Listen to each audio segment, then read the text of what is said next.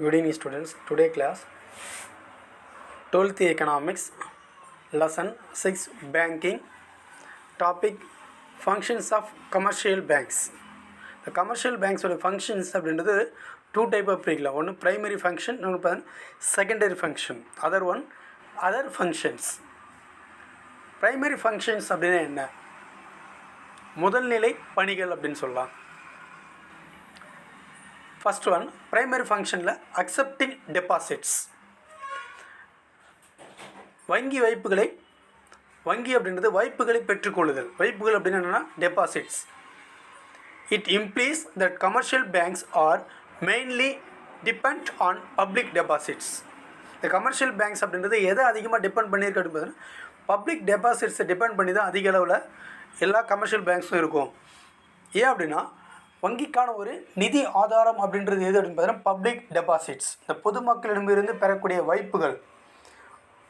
அதுக்கு தானே சொல்லணும் வங்கியுடைய நிதி ஆதாரம் அப்படின்னு சொல்கிறோம்.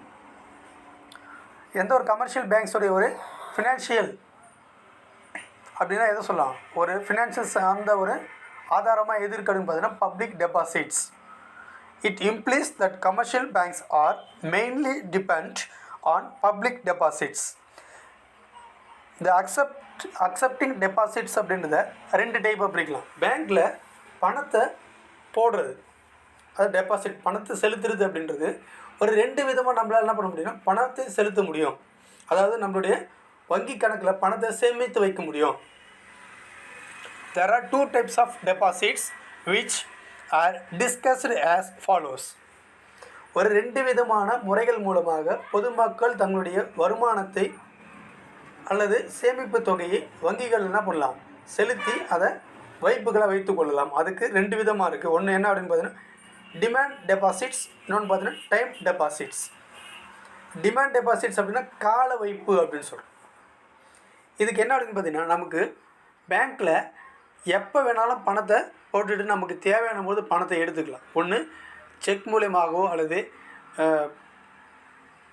அதுக்கடுத்து பார்த்திங்கன்னா டிமாண்ட் டிராஃப்ட் மூலயமாகவோ அல்லது செலான் மூலயமாகவோ ஏடிஎம் மூலயமாகவோ நமக்கு தேவையான பொழுது பணத்தை எப்போ வேணாலும் நம்மளால் எடுக்க முடியும்.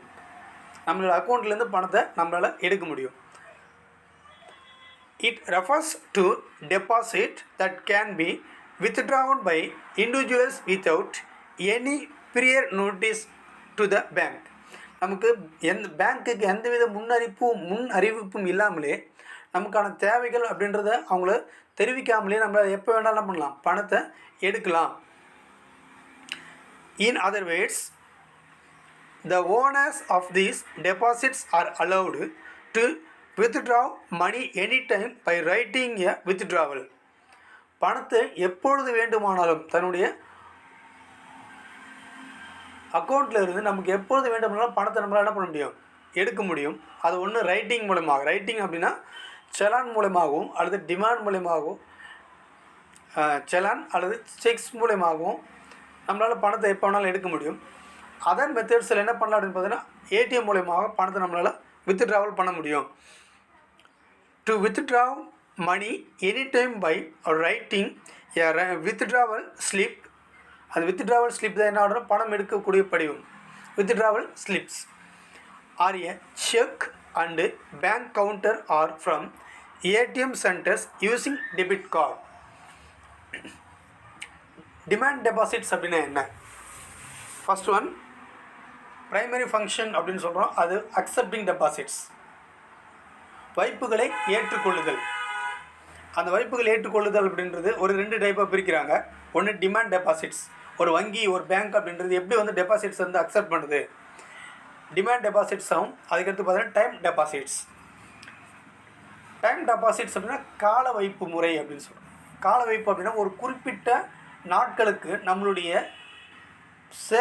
சேவிங்ஸ் என்ன பண்ணலாம், பேங்க்ஸில் வச்சுட்ருக்கணும்.